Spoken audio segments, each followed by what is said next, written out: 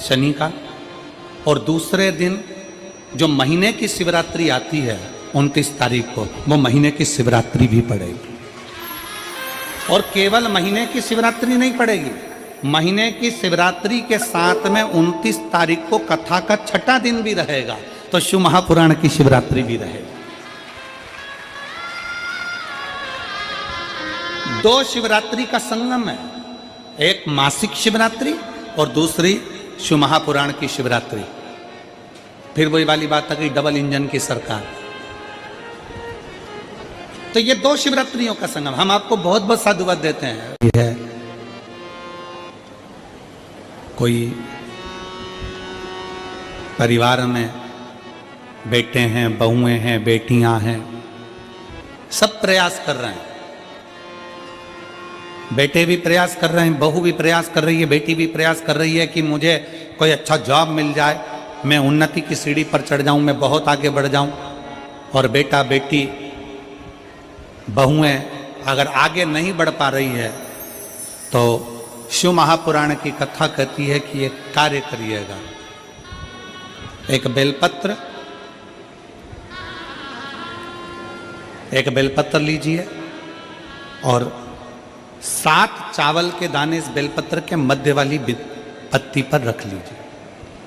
जो बेटा बेटी बहुत प्रयास कर रहे हों, बहुत कंपटीशन एग्जाम दे रहे हों, बहुत मेहनत कर रहे हों, और उसके बाद भी बहुओं का, बेटियों का, बेटों का अगर कहीं जॉब नहीं लग रहा और कहीं सिलेक्शन हो ही नहीं रहा और बहुत हार चुके हैं, तब एक बेलपत्र 7 चावल के दाने मध्य पत्ती पर 7 चावल के दाने, एक घिसे हुए चंदन की गोली, पीला चंदन को घिसकर उसकी एक गोली बनाए, एक गोली गोल कर शिवपिंडी जैसी, शिवलिंग जैसी गोली बनाकर उस चावल के दाने पर रख लो।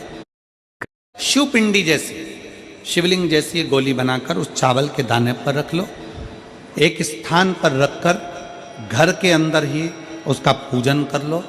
और पूजन करना है वही जो आप घर में सामग्री आपके रोली, चावल, मोली, हल्दी, उससे पूजन कर दिए से आरती कर ऐसी कैसी ही बेलपत्र अशोक सुंदरी वाली जगह पर, थोड़ा समझिएगा, अशोक सुंदरी वाली जगह मतलब जहां से पानी बह रहा है उस ओर इस डंडी को रखना, और ऐसी कैसी पत्ती अशोक सुंदरी वाली जगह पर रख दीजिए।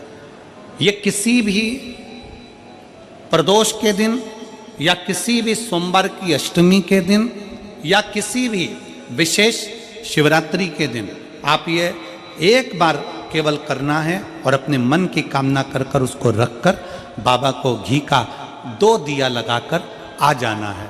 मेरा भोलेनाथ आपका हाथ पकड़कर आपको कंपटीशन एग्जाम में विजय दिलाएगा।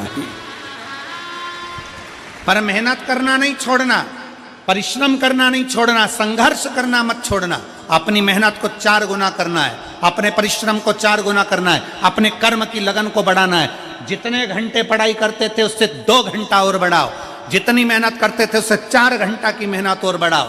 और साथ में 7 अक्षत, एक चंदन, पीले चंदन की एक शिवलिंग जैसी आकृति, छोटा सा शिवलिंग जैसा भाग रखकर घर में उसका पूजन कर घी का दिया से आरती लगाकर बाबा की आराधना कर दिल से कामना कर बाबा से वो ले जाकर ऐसे कैसा ही पत्ता अशोक सुंदरी वाली जगह, अशोक कुंज सुंदरी की जगह जानते हो, ये जो जगह है, ये जो जगह दिख रही है, मेरा निवेदन है चैनल वालों से थोड़ा उसको दिखाने का प्रयास करें। ये जो जगह है, ये शिवलिंग है, इधर शिवलिंग है, और शिवलिंग के साइड में जो जगह होती है जहाँ से पानी बहता है उसको अशोक सुंदरी की जगह कहते हैं। तो इस स्थान पर इस बेलपत्र को, इस बेलपत्र की डंडी पानी बहते समय, बेलपत्र की डंडी है वो पानी बहने के स्थान पर हो, उसको रख दीजिए। 2 घी के दिए लगाकर, और घी के दिए का स्मरण करें, दोनों दिए गोल बत्ती के नहीं होंगे, दोनों दिए लंबी बत्ती के नहीं होंगे। जो 2 दिए आप लगाएंगे, एक गोल बत्ती का होगा, एक लंबी बत्ती का होगा। गोल बत्ती क्या बोलते हैं यहाँ पर?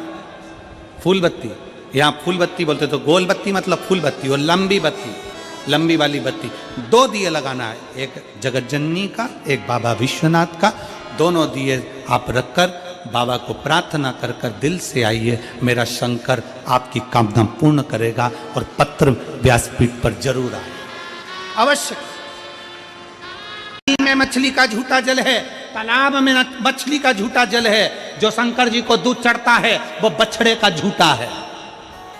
ग्वाला जब दूध निकालता है पहले बछड़ा छोड़ता है, बछड़ा जब गाय का दूध पीता है तो बछड़े को हटाया जाता है, तब दूध निकाला जाता है। शिव जी को जो फूल चढ़ता है, भगवान को जो फूल चढ़ता है वो भंवरे का झूठा है, भंवरे ने झूठा कर रखा है।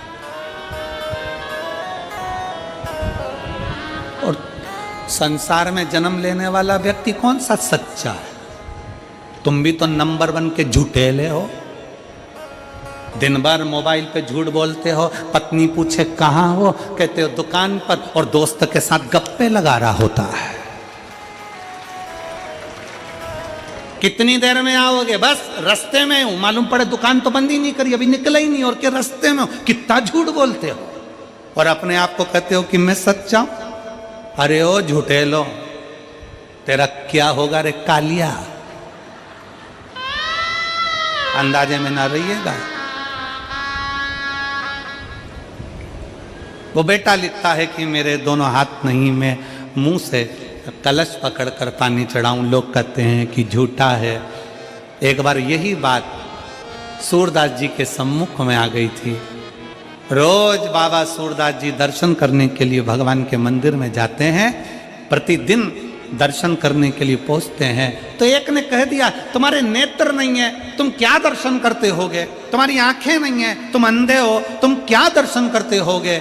इतने में सूरदास जी ने कह दिया क्या हुआ, अगर मैं भगवान का दर्शन नहीं करता तो कम से कम मेरा भोलेनाथ मेरे तो दर्शन कर लेता है। बहुत है, उतना ही बहुत है। और मेरा निवेदन है, शरीर के किसी अंग से भगवान प्रसन्न नहीं होता, भगवान प्रसन्न होता है दिल से। अगर अंग से या शरीर से प्रसन्न होता तो जटायु के लिए भगवान सम्मुख में ना आ जाते।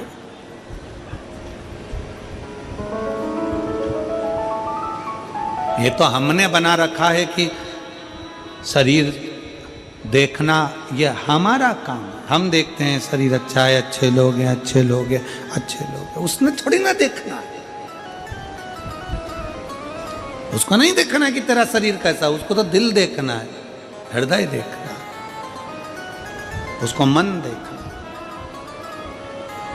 नीचे बैठकर व्यक्ति अपनी गलत सोच व्यक्त करता रहा।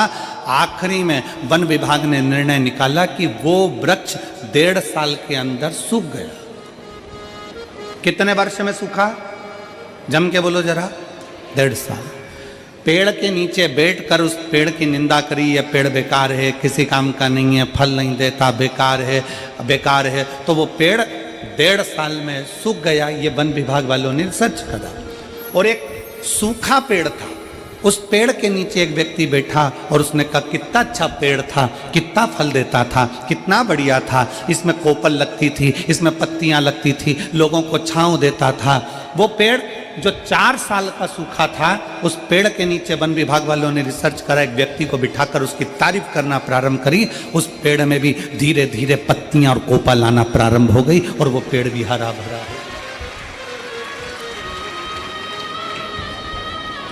इस पूरे बाजार में 2024 का दिसंबर जा रहा है। दिसंबर जाते जाते भगवान से प्रार्थना करना कि बाबा मेरे जीवन का सारा दुख, सारी तकलीफ, सारा कष्ट, सारी बीमारी ये 2024 में यहीं रह जाए, और जब मैं 2025 में आगे बढ़ूं तो स्वस्थ और आनंद के साथ आगे बढ़ूं। मेरे सारे दुख 2024 में रह जाए। कभी विचार करो कि छत्तीसगढ़ में ये 2 कथा कैसे हो रही है, एक 2024 के विराम पर और एक 2025 के प्रारंभ पर। जरा विचार करना कि बाबा भगवान शंकर ने तुम्हारे लिए कितना सोच कर रखा। और कमल देवांगन जी, मैं तो आपके भाग्य की सराहना करता हूँ कि ना जाने कौन सी किस्मत लेकर आए हो ये बाबा शंकर की बड़ी कृपा है आप पर कि आप अच्छे हो, आपकी दुकान अच्छी है, आपका घर अच्छा है। कोई माई का लाल कह दे कि तेरी दुकान बेकार है तो कह देना मेरी दुकान से बढ़िया कोई चीज नहीं है। आप जितना अच्छा सोचोगे वो दुकान उतना फल देना प्रारंभ कर देगी, वो उतना सुख देना प्रारंभ कर देगी। पर हमारी आदत पड़ी है ना,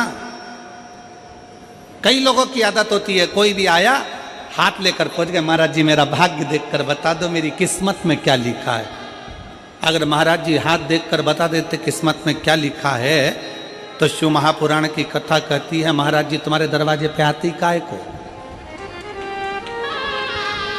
हाथ किसी को दिखाओ मत, उस हाथ में एक लोटा जल पकड़ो और अपने शंकर के मंदिर में जाकर चढ़ाना प्रारंभ करो। हाथ सही हो जाएगा, किस्मत सही हो जाएगी, भाग्य सही हो जाएगा।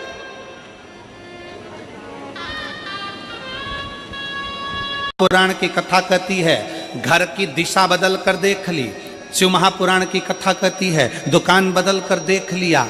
शिव महापुराण की कथा कहती है सब कुछ बदल कर देख लिया, तुमने दिशा बदली, दशा बदली, सब बदल कर देख लिया। तो अब एक निवेदन है, अपने आप को थोड़ा सा बदल कर देखो, तुम्हारी दिशा और दशा दोनों बदल जाएगी। अपने आप को बदलो।